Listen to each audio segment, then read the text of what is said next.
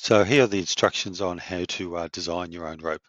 On the custom horse rope maker page, select customize and you'll be presented with this screen. Over here you have your options. First one is your rope size and length. As you can see, we go from 6 mil through to 16 mil, and there's options in 50 meter lengths. As you get larger in the rope, the amounts decrease. But let's say you want a 6 mil at 200 and then an 8 mil at 200. If you make a mistake, just press the X and select another option. Once you're happy, press the tick box.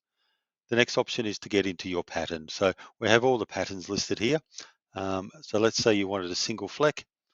It'll show you an example of the pattern, as you can see there. Once you're happy with the pattern, press tick, and then you got your colors to change. Thread 1, you get your color palette. Select what you want. You can change it until you're happy. Press tick. Go to thread 2. Once again, change it until you're happy. Tick it, the box, and thread 3, do the same.